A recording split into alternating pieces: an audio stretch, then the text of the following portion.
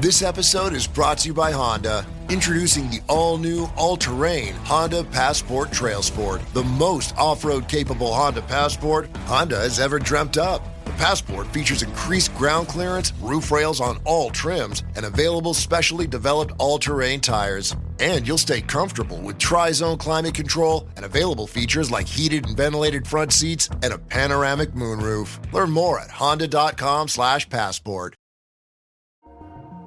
Experience a progressive lens engineered with AI from Essilor, powered by individual measurements of your visual behavior. A lens personalized to you by an Essilor expert. Discover Verilux XR Track and enjoy instantly sharp vision in motion and seamless transitions from near to far. Find your local Essilor expert today at Essilor.com.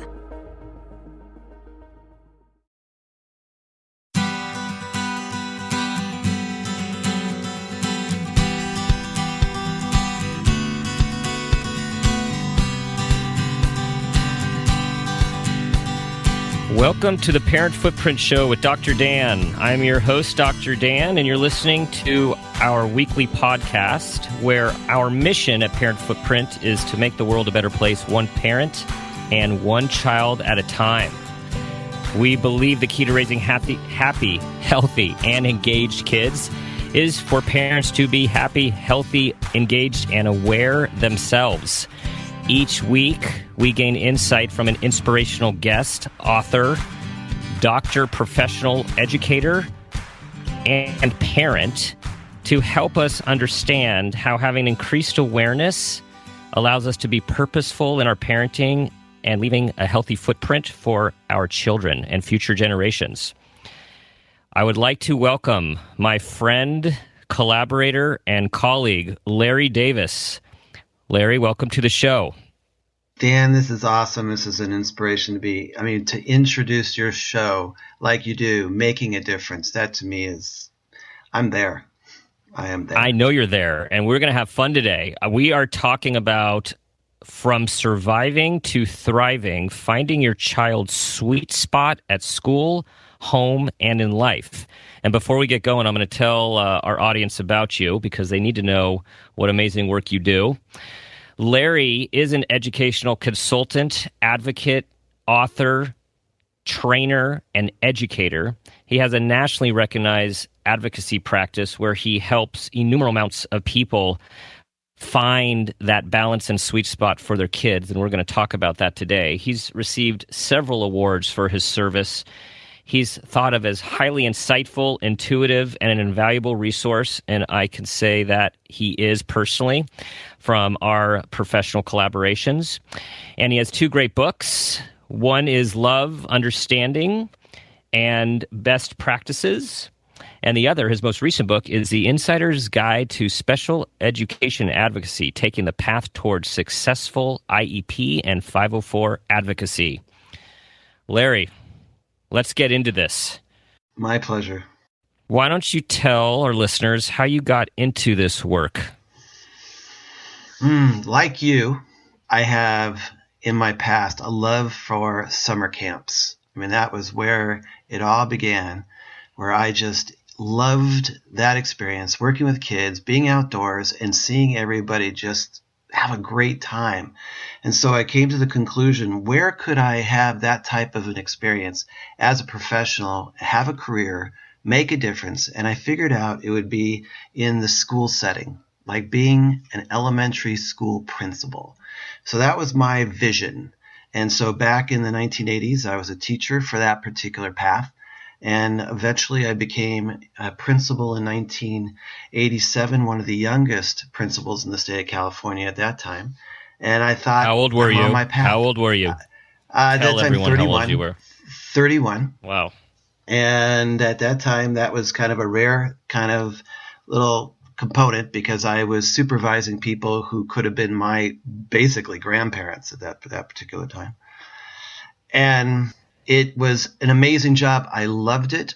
It was something that it meant so much to me because I thought I was on the path, the track to really make a difference in kids' lives. But I discovered after 10 years that it really wasn't doing that sense of fulfillment that I had, that vision that I had, because it was really more managing. I was really a program manager, a school manager, and I was working for a political process that really wasn't about my vision. So I needed to make a change. And back in 1998, after my 10th year of doing a job I loved, I came to two conclusions. One, I couldn't do it anymore because I was personally just surviving. I was not thriving in that particular position.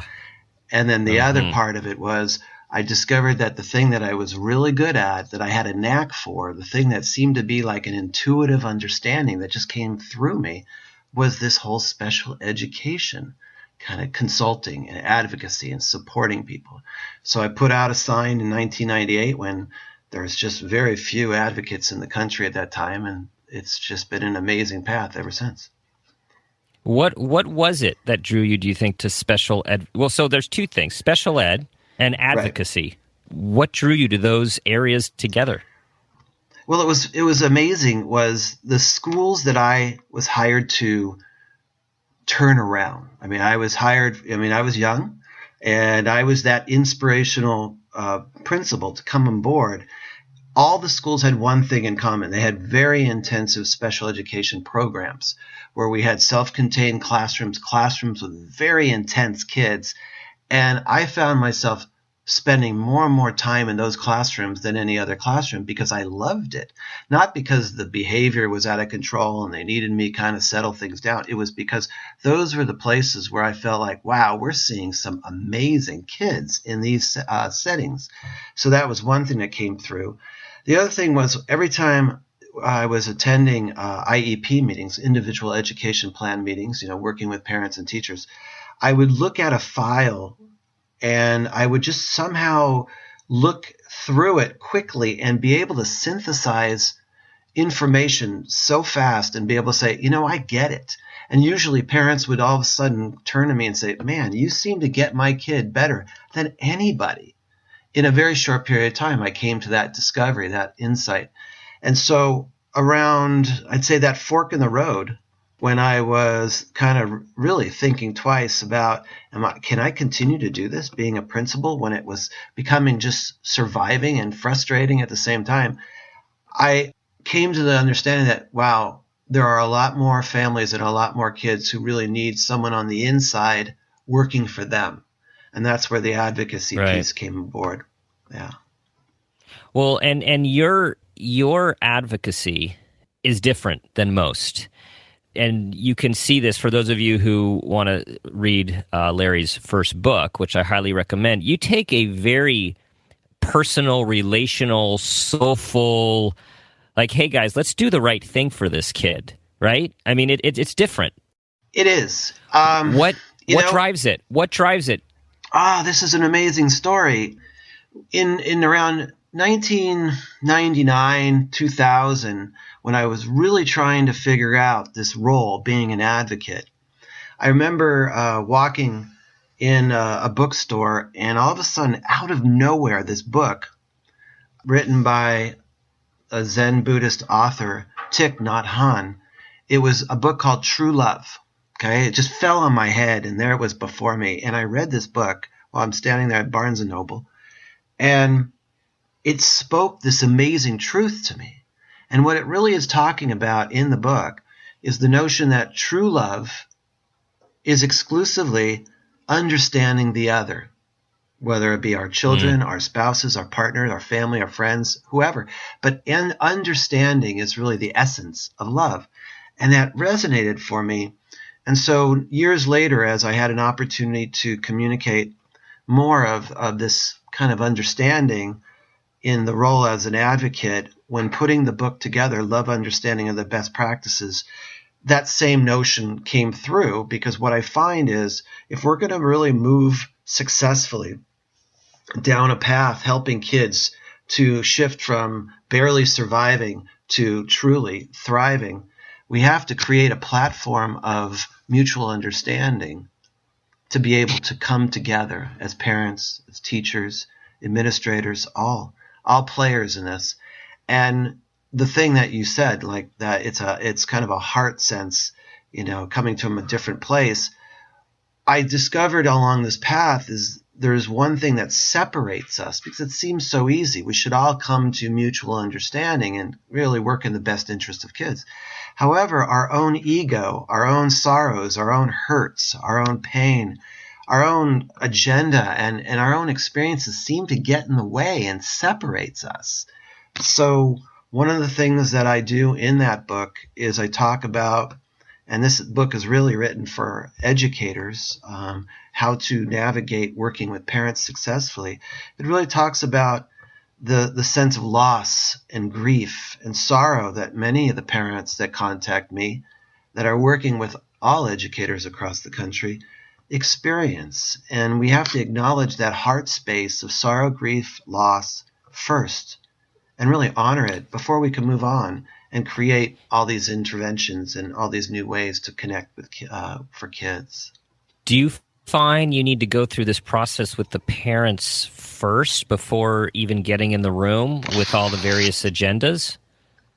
You know, all I could say is I spend most of my days sitting in a chair from around 6 a.m. dealing with families who are calling me from the East Coast, and I do this all the way into the evening. And the one thing I consistently hear from families is the following statement: you're the first person to have actually listened to me.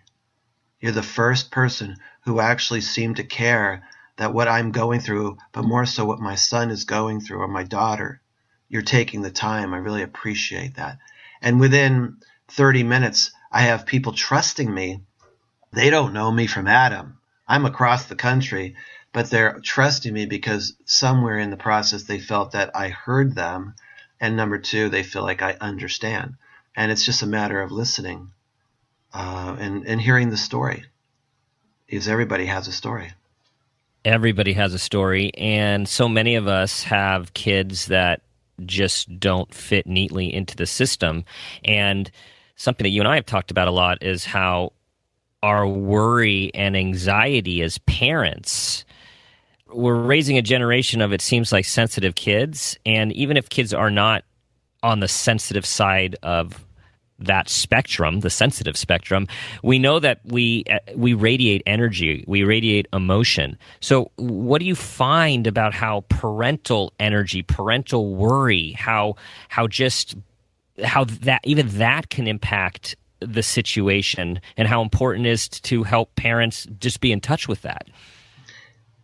These are amazing questions, because it goes in so many directions. So I'll just try to take one part of it. I do believe in the idea is what we believe is what we see. And if we continuously process the notion that I'm worried about my son, I'm worried about my daughter, oh my gosh, the worst thing's going to happen, and we eventually start seeing that in their lives, and it kind of plays out in that particular path. And so one of the things I try to do in this work is emphasize what's working. You know, what success do you see? How does your son or daughter connect to the school experience, for example? Or what do they do to connect with life in general? When is your child at his or her best? Because we could sit there and go down that rabbit hole of, oh my gosh, this is terrible, and my son and my daughter. And what really happens is the first day a parent gets a diagnosis, like ADHD or autism or any disease or disability, all of a sudden it could be a spiral path in a whole different path, because none of us as parents, we never went into this going, I really want my kid to have autism so they could really be the best they could be. It's never like that.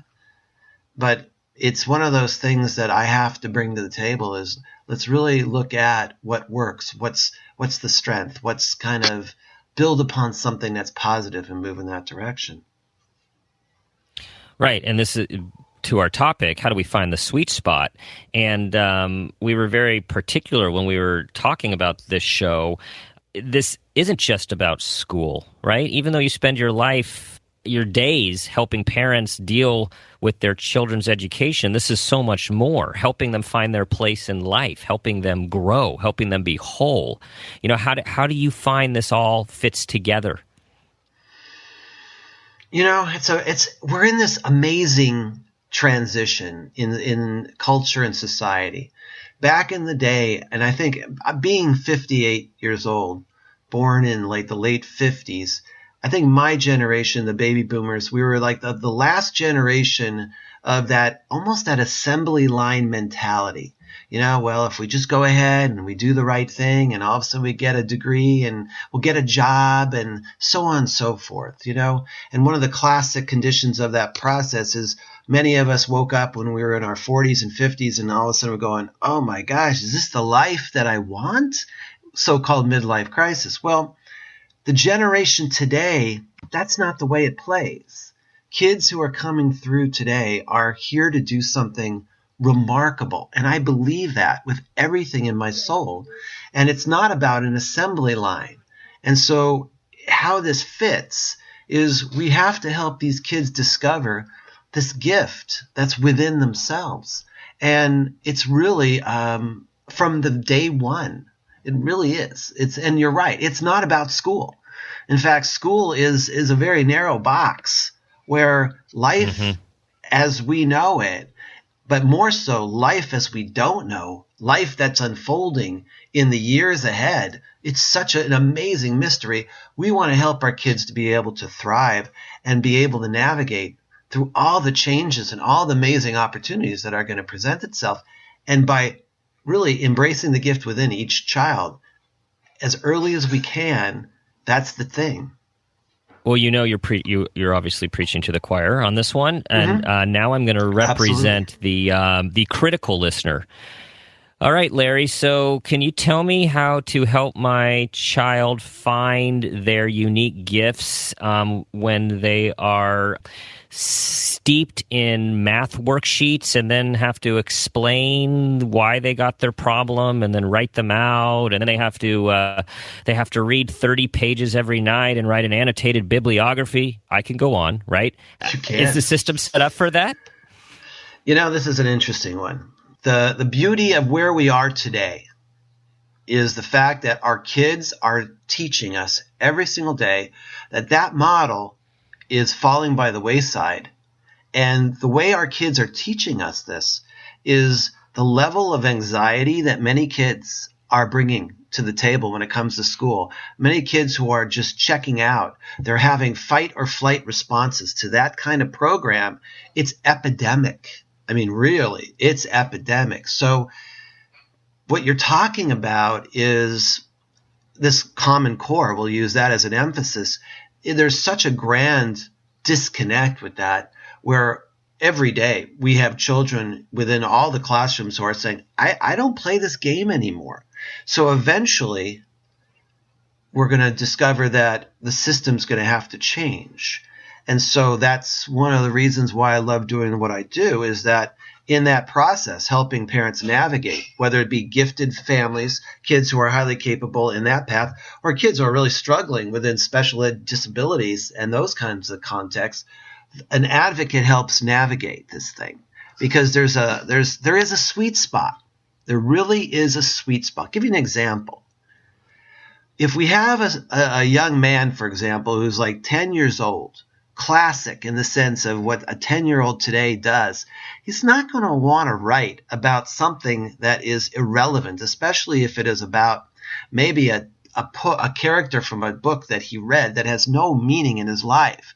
And so he's going to all of a sudden show some level of kind of avoidant behaviors and things like that. But if we can bridge that character in that book, whatever it would be, with something that child loves to do, you're all of a sudden finding, whoa, a whole new light that opens up. I'll give you an example.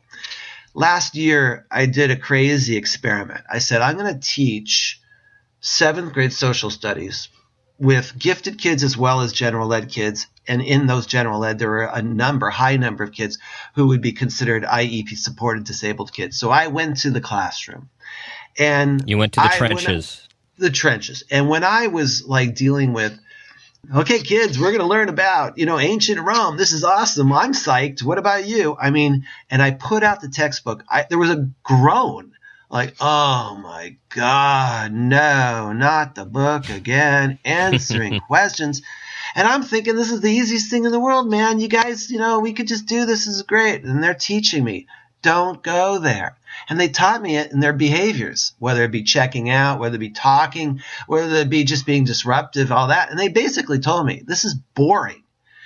And we finally kind of came to an understanding that there's another way to make a connection. So a number of my kids went ahead and created an ancient Roman civilization through Minecraft. And then they had to write a little kind of expose, kind of description of what that Minecraft game, as if they're selling the game, all right, to a consumer. These guys, the parents were complaining that this project was taking too much time out of their life, okay? That to me is an awesome complaint. And that's what we try to do each and every day, is help the school system. And these are people who are good-hearted, good intentions.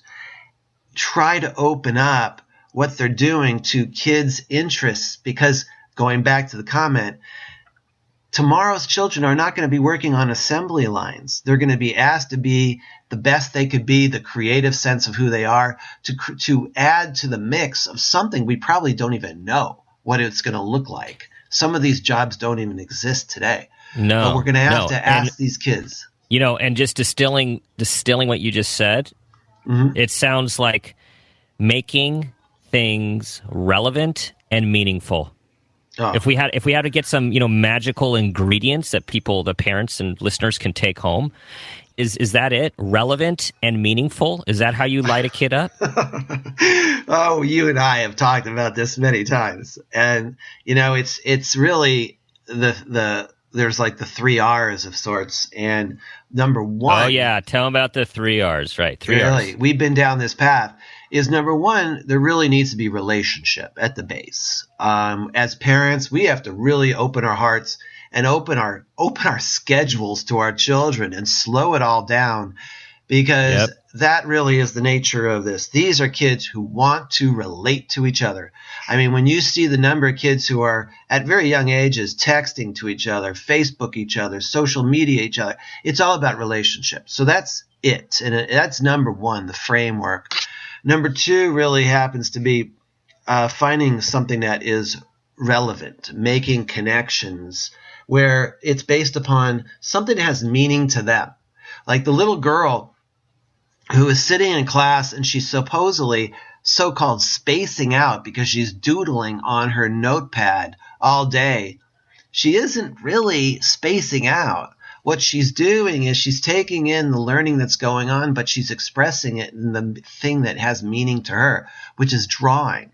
And so that's a connection. So if we could build for her, for example, a connection to curriculum, if she has a chance to draw, design, to be able to create through that type of expression, there we are. We're making a connection in that particular light. And the third So we got relationship. Yeah, please. What's number 3? You and I, we've talked about this one, is resiliency. Resilience. That's it. Yes. That's it. Resilience. Yes. I mean, the fact of the matter is, life as we know it, we think this is crazy. These are crazy times, but they're actually remarkable. And what's going to come down the path, down the future, it's going to be even more kind of crazy and probably even more remarkable. And so for our kids to be able to endure this kind of lifestyle, they need to really have resilient skills.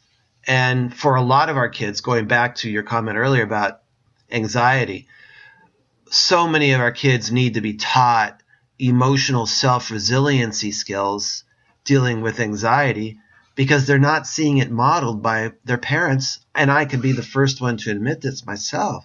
I mean, I get just taken away by my ideas or work or business of different things. Do I really take the time to slow down? I probably don't enough.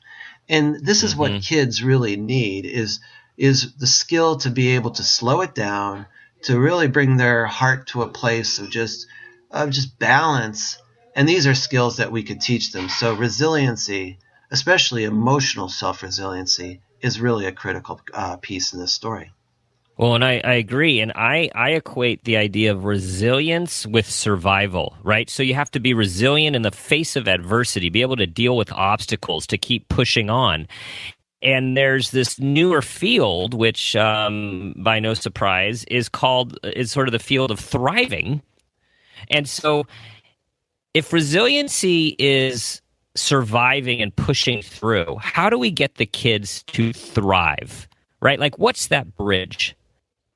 It's a great question. What we have to do is, at a very young age, I think, encourage them to do the thing they love to do. Whether it seems to be an obsession, whether it seems to be something that, it almost gets in the way with life as we know it. But if we just let it unfold and support it, it's pretty remarkable. I mean, you and I have had conversations about our background. We both have extensive background in the gifted ed world. And so there are kids out there who have interests that are way beyond their parents' kind of field of vision. It's kind of crazy, in fact. And many parents who have gifted kids are almost watching their kids like they're aliens and things like that. But the kids who are in that capacity of the highly capable world, who are really thriving as young adults, are the ones where their parents just trusted. And that's a key word, trusted. Let's just let it roll. If my son wants to go ahead and, do Legos for 3 hours at a pop, let's support it. Let's see what it looks like and build from there and go on from there. And the flip side of this equation, I do a lot of work in the special needs world, especially within autism as a theme. I think that area of focus, that hyper focus, it brings a sense of comfort to so many of the kids that are in the autism spectrum. So we need to nurture that, not only from the standpoint it has an amazing kind of meaning-centered, interest-based connection, but it also gives many of our kids on the spectrum a sense of calm and a sense of ease, but more so, it ultimately gives them a sense of accomplishment. So the big thing that you're saying here is, it's not rocket science, but it actually takes a lot of courage, which is to go with your child's interests, their passions, their strengths, and even at times we'll even call it their obsessions. And you're making me think of, I was recently working with a videographer, and one thing that came up when we were talking about a parent footprint and being aware, and this guy loves what he does. He loves what he does. And he was saying, my parents really supported me. And he said recently, one of the other things he does is he's in a band. And he said, after his first big show at a big venue, when he was he couldn't believe that he was playing in such a big venue, he called his mom and he said, "Thank you for lying to me." And she said, "What are you talking about?" And he said, "Thank you for telling me that I was a good drummer and supporting me even when I was so bad." He said that support and that faith is what helped him work so hard to realize his dream of being a professional drummer. It goes right back to what you're saying. This episode is brought to you by Prime Video. In the small town of Holland, Michigan, nothing is ever what it seems. Behind the tulip festivals and pretty houses lay dark secrets that threaten to tear a marriage apart. Nicole Kidman stars in this darkly twisted thriller about a wife and mother whose quest to uncover her husband's secrets may get her more than she bargained for. Holland, streaming on Prime Video March 27th. This podcast is supported by Progressive, a leader in RV insurance. RVs are for sharing adventures with family, friends, and even your pets. So if you bring your cats and dogs along for the ride, you'll want Progressive RV Insurance. They protect your cats and dogs like family by offering up to $1,000 in optional coverage for vet bills in case of an RV accident, making it a great companion for the responsible pet owner who loves to travel. See Progressive's other benefits and more when you quote RV insurance at Progressive.com today. Progressive Casualty Insurance Company and Affiliates. Pet injury is an additional coverage and subject to policy terms.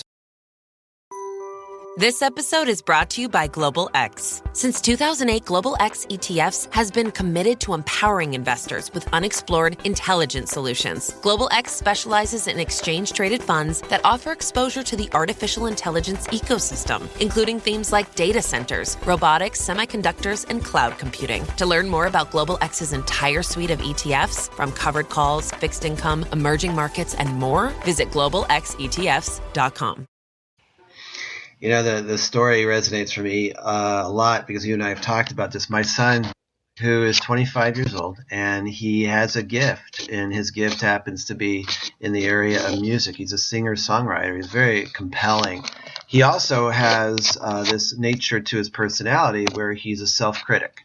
So he really, looks at himself and really analyzes things pretty intensely. So he may not be putting himself into positions that are going to be in the thriving category of his talent and his art as a musician. But it's an amazing thing that I've seen at a very young age that he could be anxious about his ability to write or to, as a writer, school assignments, but to craft songs, it came to him like easy. He could maybe have challenges socially in being able to navigate going to a restaurant when he was a little kid or social situations with parties. But if he had an instrument in his hands, he could stand up in front of 150, 200 people, and he could do it like it was no big deal. I mean, this is something he presented at such a young age. And so my role as a dad, I've learned that I have to just let go and trust. He's taken an amazing path, which includes a lot of different careers that allow him to pursue music on the side. He was doing the restaurant industry for a long time, and there were a lot of opportunities for him to do open mics at the restaurants he was working in or be able to find other locations at the same. Right now he's doing landscaping, and it allows him to have his evenings off where he could go perform more. And so is he going to be a landscaper for the rest of his life? I don't know, and he doesn't know, but he's doing what he loves to do. But more so, the gift is continually being nurtured because he does play. He goes up and down like any artist. He has his moments where he's really kind of like he's in it for everything is all music, and sometimes he has to step away. But I know as a dad, I have to just support him. And the coolest thing is just 2 weeks ago, we had the opportunity to experience Nashville. I had it said, hey, listen, I get some tickets for us to go to Nashville together. Would you like to go? And this is for his birthday coming up. And he just looked at me and it was like, that is like the greatest birthday gift anybody's ever given me. And I just feel like that's those windows. He's 25 years old. He doesn't live at home. I see him once in a while, but those little windows are there once in a while, but it feels so good as a dad where, my God, I remember as a dad myself, when he was 7, 8, 9, was I looking for that window? Was I focusing on the gift within and then embracing it? Probably not as much as I would like to have said, because I was too busy. I was just too busy to take notice. Well, that's a really important awareness, and I guess the other message here in that story is it's never too late, right? So no. Here you are at 25, you're supporting him, you're giving him this wonderful experience, and he feels validated and embraced. And so surviving is kind of when, maybe back to what we're talking about this. So surviving just isn't enough. Like surviving is better than not surviving, that's for sure. But it's like, how do we get our kids to thrive in an aspect of life where they're all in? And it doesn't have to be all day long because school's sometimes going to be boring. That's just the way it is. But where can we get them to feel the feeling of thriving, being all in? Well, I think there's one thing. It's like back in the day when we were kids. I know I'm older than you, but I think you grew up with the same notion that you'll get the dessert after you eat your meal, Yep. And yep. it kind of got me through cauliflower and broccoli sometimes, and knowing that dessert was there. I think that's the same thing. Life really is about hard work. And so we need to at times make sure that our kids have the dessert to look forward to. And I have to say, when you're 6.5 hours a day in the box called school, there needs to be at least one class where your kid is going, I look forward to that. And there needs to be kind of probably a moment in their day outside of school where they're going, I really had the chance to be outside, or I had a chance to play the music, or I had a chance to do video games, or I had a chance to do something. I think that's really important, is honoring that dessert moment. That thing that allows kids to feel happy, whole, and allow them to just feel that sense of fulfillment. I think that's really important. The other thing that rings true to me in this conversation is the work ethic. I think that is a valuable kind of component of life today, is that we have to help kids really establish that sense of the work ethic. So, for example, a number of my clients, they give their kids everything. And I see where that sometimes leads, because it becomes an expectation where I don't have to do anything. But a couple of my parents that I work with, they did some really cool things recently. One of them happens to be the kids interested in bicycle racing, like a BMX bike racing program. And the condition was for them to get the new bike, they were going to have to work for that new bike. There's a novel concept these days. Correct. Wow. They were going to have to buy it themselves, that kind of thing. What? And that's so, crazy. I know. Who would think of such a thing? That's almost something you'd report to the agencies out there for child abuse. But it really is, that kind of connection. And those parents are telling me that what they're seeing is remarkable connections for the kids. And here's another one that really is crazy.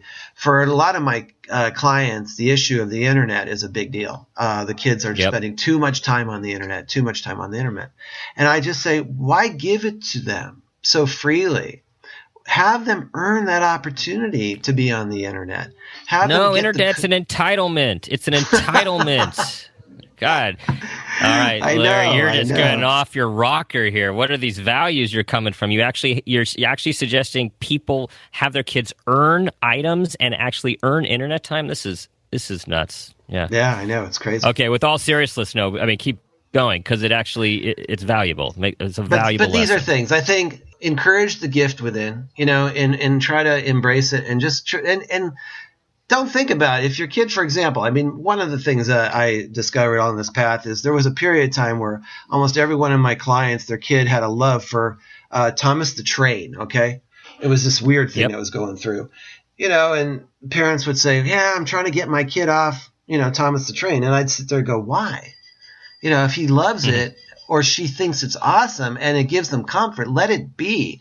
In fact, some of my clients, we actually incorporated Thomas the Train in their school experience, where they brought Thomas the Train to school and they talked about the adventures of that train. A kid who had no writing ability whatsoever, as a second grader, is now writing about the adventures that they go on Thomas the Train. It's something like that. There you go. Back to relevance and meaning. Yeah. Exactly. So that's one thing. And the other part is, if this kid wanted to buy, another, Thomas the Train when he's old enough to grasp the concept, if I do work and I can earn, that comes up all the time, is having the kids earn the privilege of whatever it is that they're looking toward, whether it be a new guitar, a new toy, a new Lego set, whatever it would be. There's a sense of fulfillment knowing that I get the opportunity to select that which I want, and I did something, I earned it. So there's a sense of pride. Absolutely. It's pretty awesome. Yeah. All right. Now, Larry and I, we can talk all day long. Oh, I know. And I want to, but it's time for that parent footprint moment.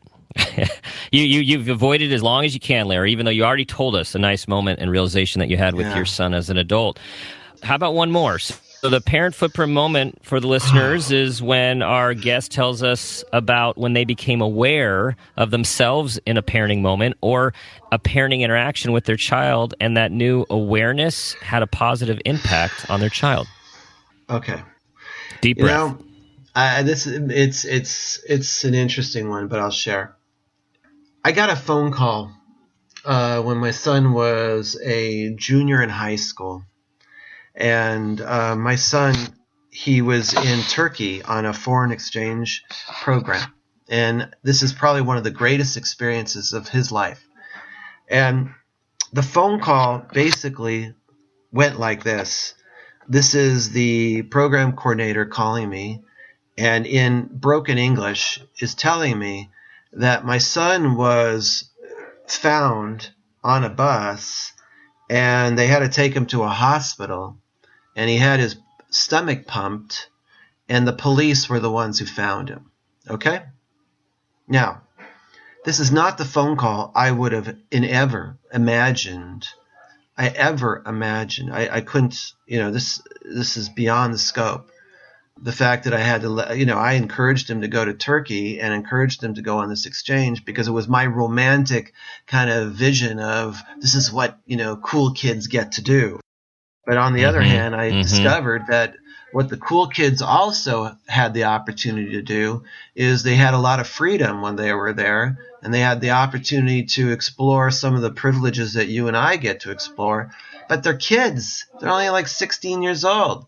And so It appears that my son, he drank more than he should have. He was on a bus, and his friends, who were pretty irresponsible, just let him stay on the bus and figured that he would figure out how to get home.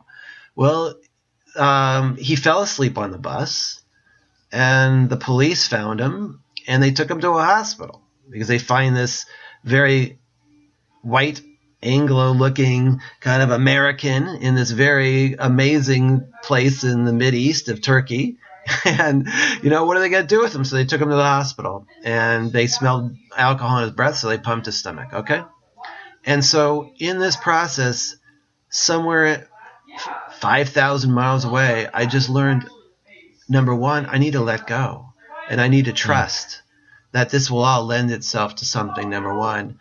And number two is I had to see this as a learning experience of grand proportion and know that he's going to walk away from this experience with some insights and knowledge that just is remarkable. And in fact, when we talk about his Turkey experience, and it's probably I think he's really proud of so much that he experienced when he was at Turkey.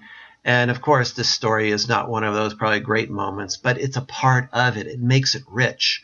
But the thing that I was able to let go of in the process as a dad is I know that somewhere down the line, my son is going to be able to turn to his son or daughter, if he has that opportunity, and he's going to have a knowingness that I never had.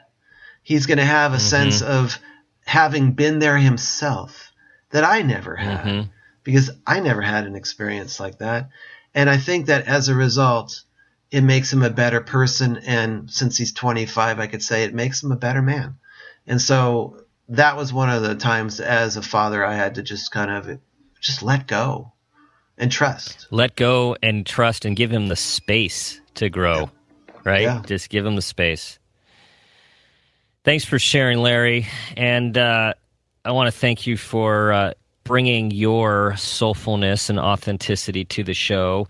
And for those of you listeners, Larry truly is he moves mountains in a system which has some inherent challenges in terms of bringing people together and helping families find their way from surviving to thriving. Larry, tell everyone your website where they can find more about you. Thank you so much. That's specialeducationadvocacy.org, and you could contact me directly through my email at larrydavis@specialeducationadvocacy.org as well. Thanks, Larry. That was fun. Always, Dan. It's a pleasure. I want to thank the listeners. We'll do this again for sure. For those of you who are listening, thanks for joining us, and please visit us at www.parentfootprint.com.